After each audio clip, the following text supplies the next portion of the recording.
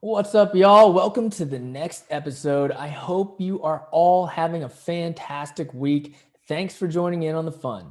If you're ready to start creating your own economy and taking back control of your life, start by going to attorneybydesign.com. Again, whether you're an attorney or not, and download the Freedom Blueprint and then jump on a call with me. Let me ask you this. Why do you think so many highly paid professionals are unhappy? We went to grad school, we landed the quote unquote job of our dreams, we make good money, we've accomplished a lot. But many of us still feel unhappy. And I'll make the argument that it's not necessarily the work, it's it's the dependency on the work. It's feeling stuck. It's feeling like you're trapped and there's no viable way out. If somehow you were able to have your expenses paid, perhaps you could scale your hours back and work part time, relieve some of that pressure. Spend more time doing the things you like to do with the people you love doing them with. Maybe then the work wouldn't be as bad. The coworkers wouldn't be as annoying. And frankly, you'd probably be better at your damn job. Just know that there is a way, there is an escape from the feeling of being stuck. And no one is better than Megan Smiley at working through these issues and discovering what you need to live a happier, more fulfilled life. She's a Boston College law grad, recovering corporate attorney turned law school administrator, turned podcaster and lawyer coach, using illegal design to help lawyers get unstuck and find more fun, flow, and fulfillment in their lives. I like the sound of that. All right, let's jump in. This is the Passive Income Attorney Podcast, where you'll discover the secrets and strategies of the ultra wealthy on how they build streams of passive income to give them the freedom we all want. Attorney Seth Bradley will help you end the cycle of trading your time for money so you can make money while you sleep. Start living the good life on your own terms. Now, here's your host, Seth Bradley. Megan, thanks so much for coming on the show today. Oh, absolutely. I'm happy to be here. For sure. Super excited. Let's just jump right in. Tell me what's your story. Feel free to take it back as far as you want to take it. All right. Well, so went to college. I had like sort of a background in French and international studies, so not sure what job that is. So obviously I was like, I guess I'll go to law school. At which point I come from a family of lawyers. My dad is a lawyer. Okay. And he's like, can't you think of something more interesting to do? And I was like, nope, I can't. So it's going to be law school. So that was sort of the, well thought out reasoning of why I went to law school in the first place. I had a general sense that I would like it. And I mean, I liked law school well enough. I'd say I got a sense right off the bat that I was not a gunner. I was not like the person that's like, oh my gosh, like this is everything. And I'm just so into it. Like there's some people who are like that. I studied abroad in law school. So I kind of was a little bit doing a different thing. But ultimately, like so many people, like OCI comes around, jobs that pay you a lot of money start getting, to be options. And so when I graduated, I went and practiced corporate transactional law I did that for 4 years. And it was fine. It wasn't like some hellish experience or anything. But it was also, it was long hours and stressful. Sure. And I guess I just kind of knew that it was not for me in the long run. But then my big question was, okay, if not, the reason why I'm here is I couldn't think of something else. So now I also can't think of anything else. So I did some exploring, talked to some people, and came up with this idea that I'd known someone who'd gone back to work at a law school in career services. And I didn't want to do that, but I had this experience of studying abroad in law school and I like sort of all things international. And so I thought it was probable that law schools would have jobs in this field. Did I fully dig into it? Like maybe not, but I was like, yep, off back to school, because that's what we like, school, right? So I went and got a master's in higher ed administration. And I did some networking during that year, which paid off. And when I came out of that, I ended up working, I was the director of international programs at a law school. And that was great for a while. It was definitely a trade-off of money for time. Yeah. Solid 50% pay cut on that one. Yeah. And moving to New York City. So that was like a double whammy. Right. But that's where the job was. So I kind of hung out there for a while, like catching my breath from everything, I'd say. And it was a new experience and meeting interesting people and getting to travel a little bit. But then I got to this point where I realized, ooh, this is getting a little bit old too. And that's when I had like the real like, oh my God, what am I like? What? I thought I had figured this out. And so I had to go all the way back to the drawing board. And that's when I really started to sort of shift my mindset around what type of work was possible for me, and started realizing like, I think I really like to create something. I really like to have a lot of freedom and a lot of autonomy. And that's when I started exploring entrepreneurship in different forms and playing with it.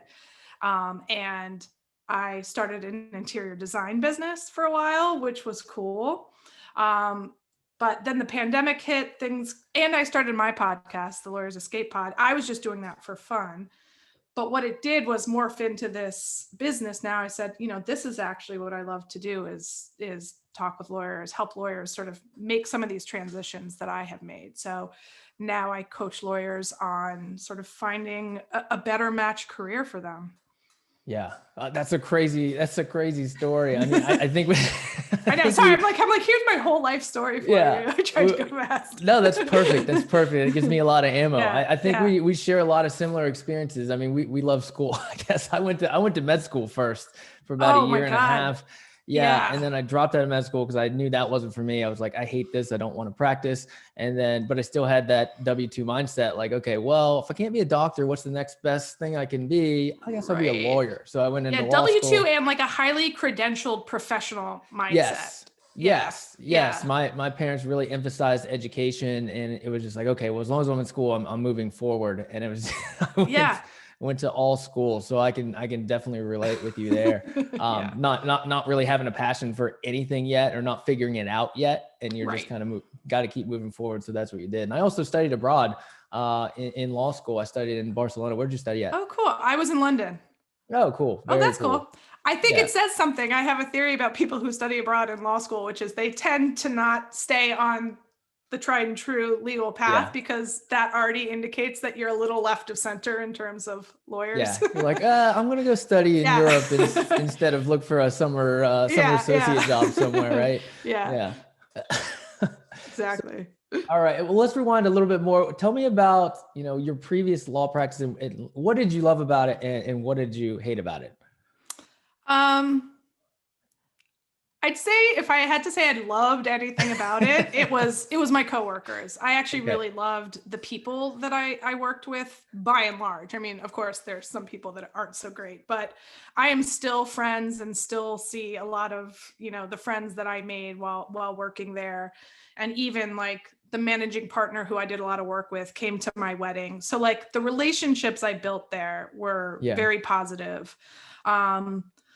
But I just didn't enjoy the work, and I didn't enjoy the hours, but I think I could have survived that had I enjoyed the work, but I just fundamentally was not that interested in it. And I would look around, and I always tell the story. This one partner came in, he's like, oh, Megan, like this new thing just came through the door. It's this like super sexy novel securities thing. And I was like, okay, look, maybe that gets you going. It does not get me going. Like, this is not, all that sounds like is more work that I don't want to do. Right. So I think it was just feeling very detached from the actual work that I was doing. That was what made me ultimately know it was not for me.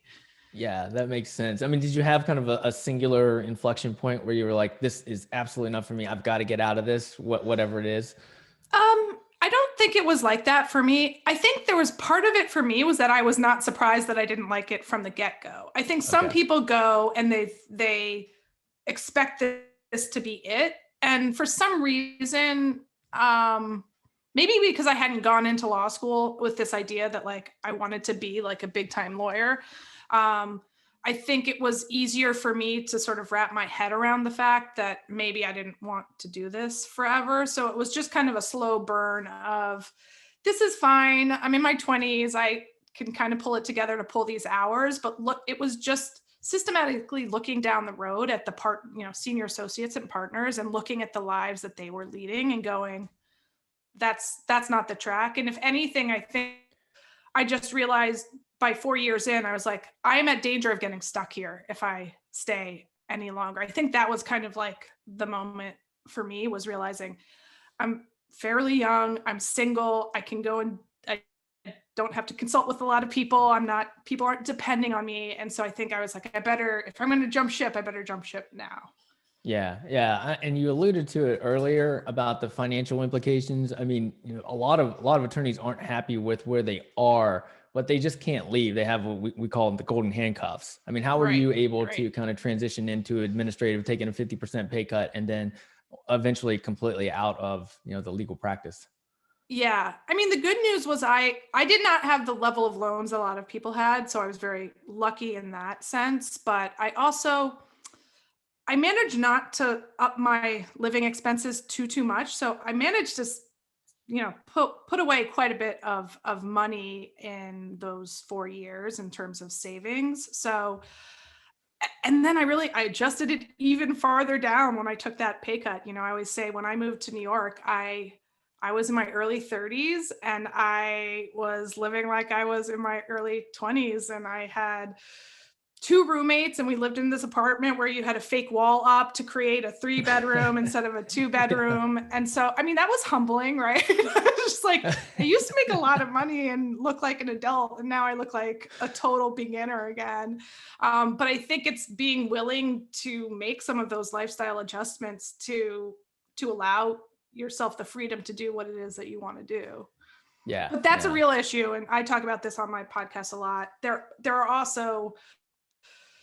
There's so many resources out there that I wasn't aware of, or maybe they weren't as available to me as they are now. But there's so many people out there and specialists that can help you manage your loans, that can help you budget, that you can, help you, learn how to leverage your money into creating more of a nest egg for yourself. I think it's a question of not accepting your fate as just you're stuck, period. Yeah, definitely. Did you have a mentor or a coach to kind of help you along the way? Not at that point. I was really sort of just, I had this one friend, and we sort of were, we understood each other in the sense that we both got into big law, and then just were kind of like, and he went back to school, and he's the one that worked at a law school. So I sort of leaned on him and used him as a model of what I was going to do from there. But yeah, look, I look back and I think if I knew everything I knew now, then I would have probably gone about the process a bit differently. It was more thoughtful than me going to law school, but only like a little bit. Yeah. I mean, you're a coach now, so I assume that you would recommend getting a coach or a mentor. I mean, I always say it myself. It's like, they can accelerate whatever pathway that is. I mean, if you want to leave your job and start a business, or you want to invest in real estate, or, whatever it is, if you get someone that's doing what you want to do, it can just exponentially elevate and accelerate what your progress. Yeah. Speed it up. And I think also broaden your sense of what your options are. I think that's so big, because I think particularly for lawyers, like we just said, my reaction was to go back to school. I wouldn't recommend that. Because there's this sense that there are a handful of options, whether it's, going and sort of doing a legal adjacent job in a company, or going and working at a university law school like I did,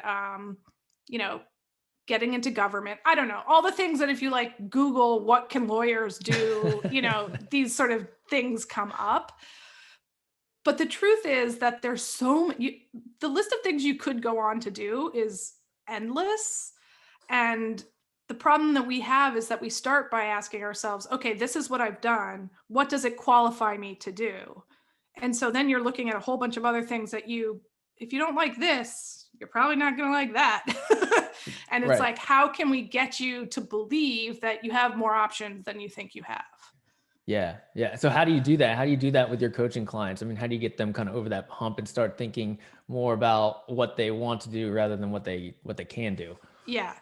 So one of the things is, I think people's inclination when they're like, I don't want to be here anymore, what am I going to do next, is to hop on the job boards and look at, jobs that seem like they might be relevant. For example, I, was talking to someone and she works in labor law and she's like, I don't want to be a lawyer anymore.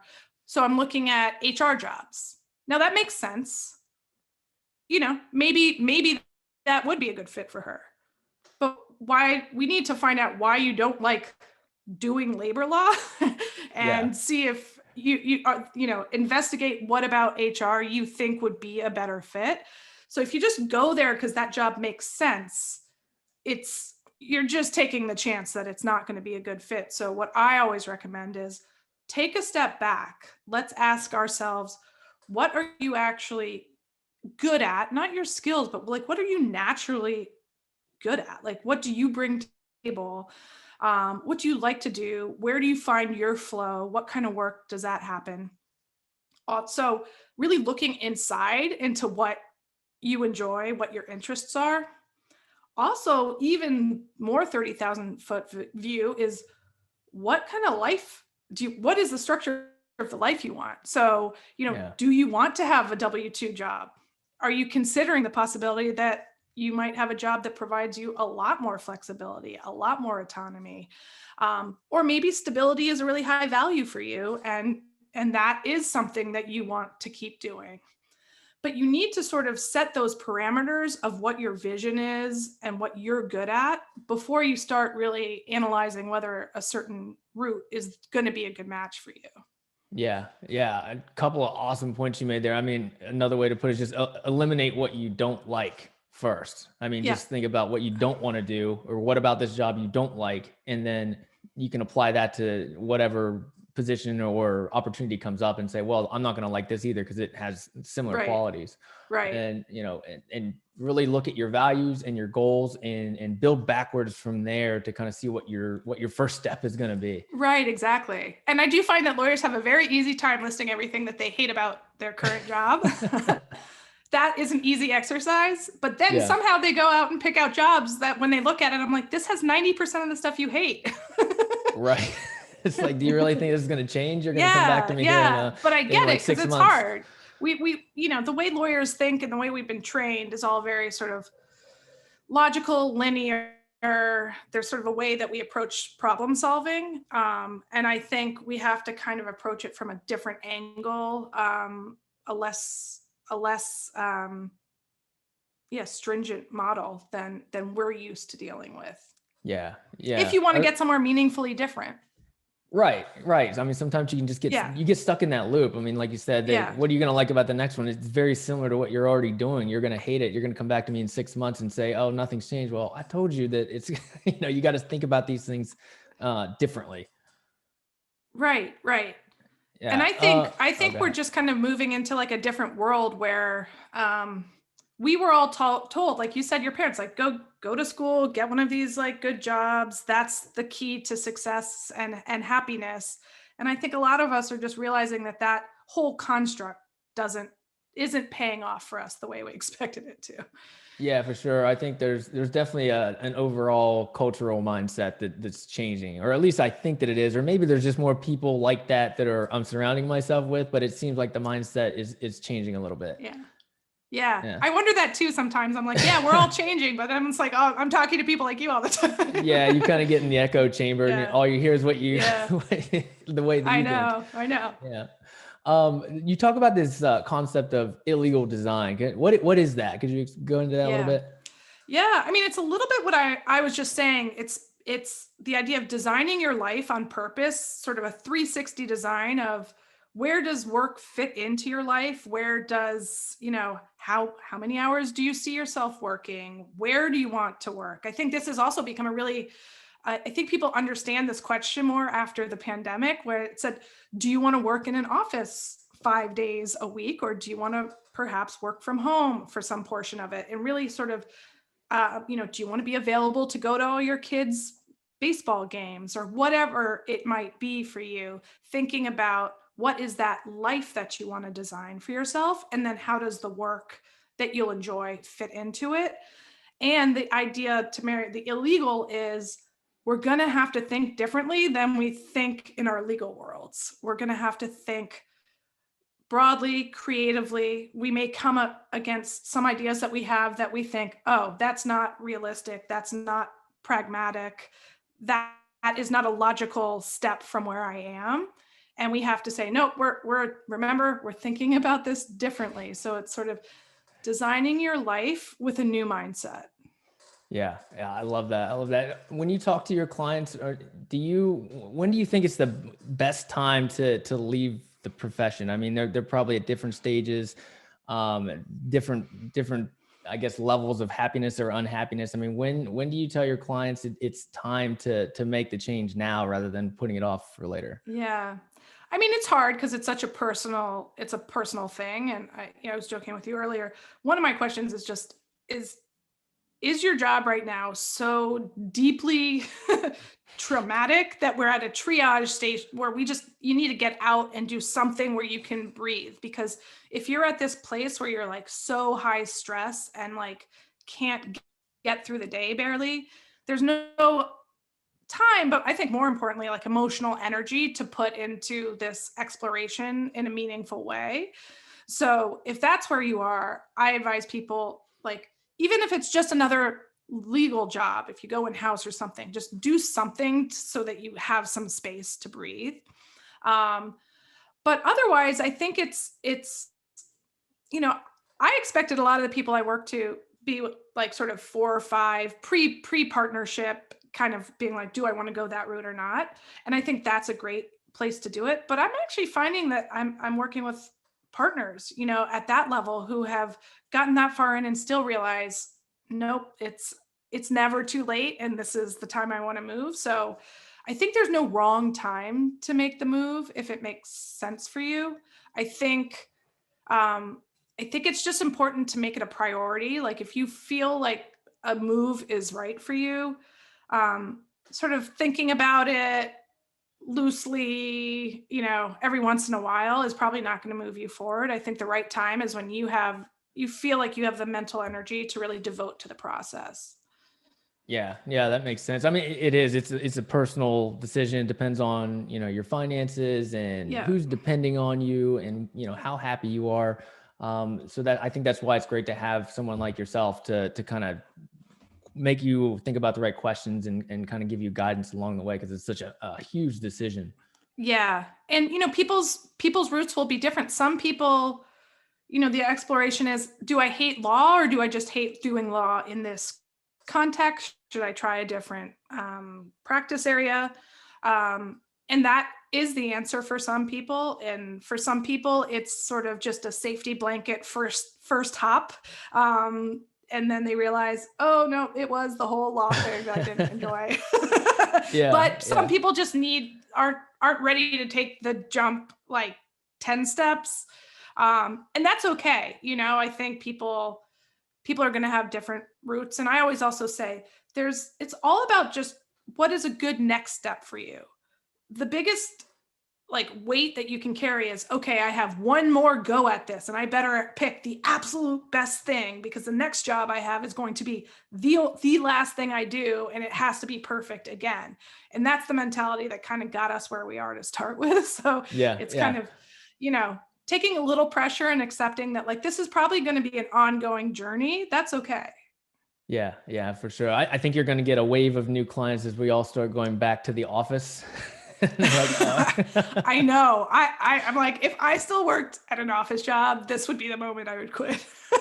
Personally, because for me, it wasn't the work so much as it was for you. It sounds like I don't hate the work. I mean, I love real estate and I was a real estate attorney, and I don't hate the work, but I definitely hated the office environment. I hated kind of having 50,000 bosses looking over my shoulder, me having to look busy if I'm not busy, like just things Right. like that, and having to talk to people and have, conversations that are awkward and, muted. And it's just, I Yeah. hated Yeah. that. Yeah. There were parts of there was work, but I also hated sort of total lack of autonomy, like just not being in Yeah, charge of your own life. That was problematic for me. exactly. Exactly. Any other things that you do for your clients to kind of help them figure out what they want to do after their escape of the legal profession? I mean, it's really working through, I call it sort of your North Star vision map to allow your, building that. Like, what do you want? I feel like lawyers forget to ask themselves, what do you actually want? Because they're so deeply like, what can I execute? What can I get? It's like, what do you actually want? And I think probably the biggest thing I provide is space to explore. So we do these exercises, we identify your sort of North Star, we look at your strengths and your values. People do have like, student debt is a real thing. Let's talk about it and strategize about how you're going to attack it.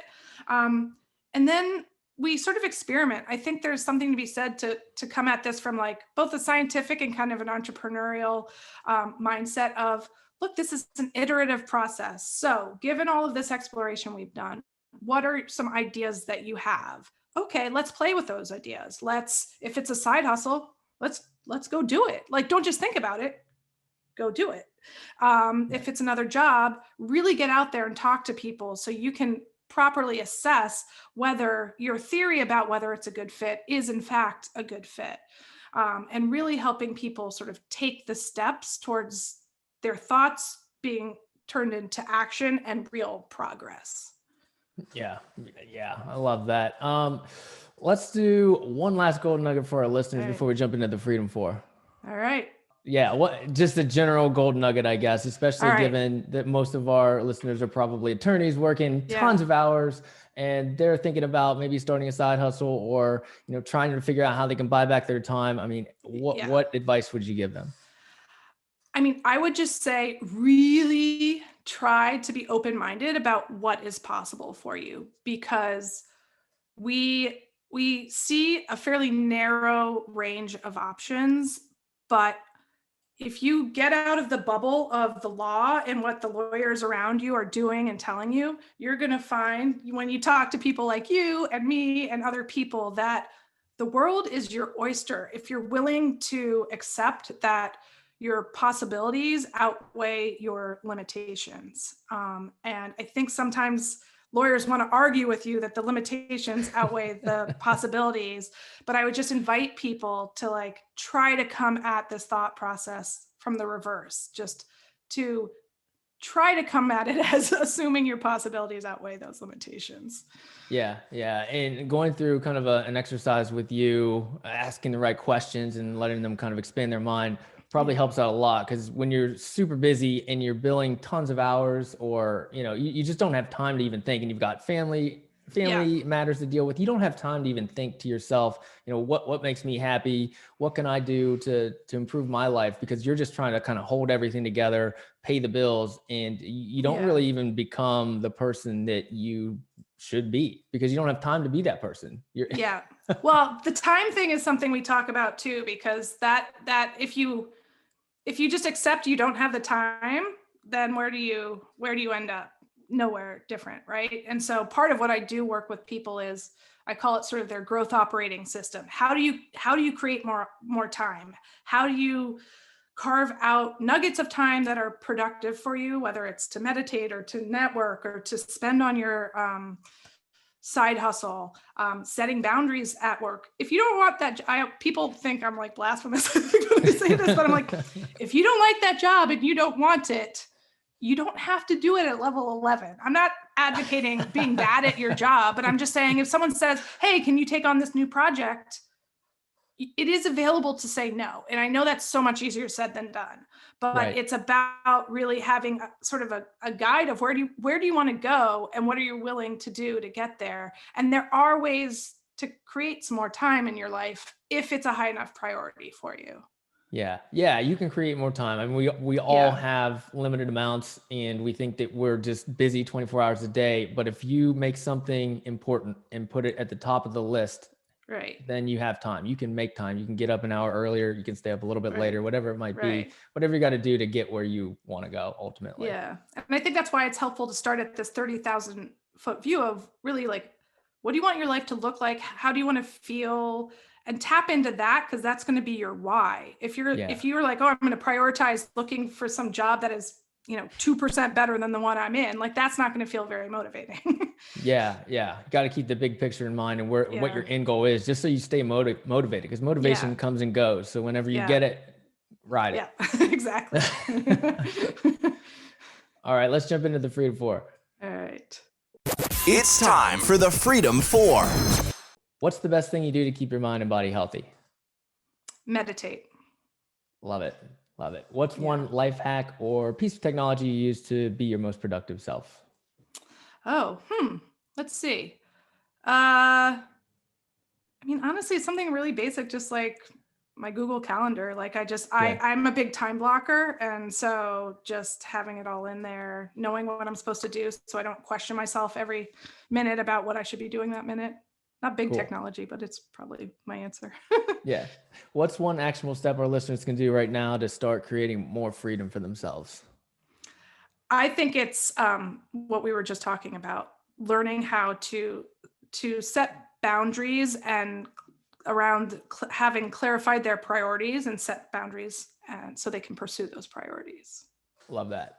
How has passive income or your escape from the law made your life better? In every possible way. I have just moved to California from New York just because we wanted to. And I can now do that because I have extricated myself from sort of the 9-to-5 system, and it is amazing. Yeah. Are you loving California so far? Yes, I am. It's been a little weird because we came in November and it was like shut down for so much of the time, but now finally things are opening up and it's great. And I love New York and I miss it a lot, but it is a daily grind just to get around, and everything here just feels light and easy. Exactly. Yeah. All right, Megan, really appreciate you coming on today. Where can our listeners find out more about you? So probably the best place to find me right now is on Instagram, just Megan Smiley, ESQ. I'm on LinkedIn that way as well. And you can also find me at megansmiley.com. I managed to get my own name.com, which I was pretty pleased about. There we go. I'm updating the website right now, and you can find the website for the podcast, the Lawyers Escape Pod.com, but I'm going to be bringing those two together at megansmiley.com soon. So awesome. Those are the places to find me. And the podcast's on iTunes and everything. Of course. Yeah. All right, Megan, really appreciate you coming on today. All right. Thanks so much, Seth. Thanks. All right. Megan Smiley, a fellow San Diegan, so she knows what the good life is all about. Love her passion, love her platform. Go check out her podcast, The Lawyer's Escape Pod. Now, major key, being unhappy is not okay. Whether that stems from your job or your relationships or your financial situation, whatever it might be. So guess what? You've got to change it. Change it. You have the power to do it. If you want to step away from your practice or scale back, let's talk about the financial consequences. Let's talk about how we can start buying back your time. Reach out to me. Let's jump on a call, talk about your goals, and let's start building some alternative passive income streams together. I'll drop my call scheduling link in the show notes. Until next time, kiddos, as always, enjoy the journey. Thank you for listening to the Passive Income Attorney Podcast with Seth Bradley. Do you want more ideas on how to generate multiple streams of passive income? Then jump over to passiveincomeattorney.com for show notes and resources. Then apply for the private Facebook community by searching for the Passive Income Attorney on Facebook. And we'll see you on the next episode.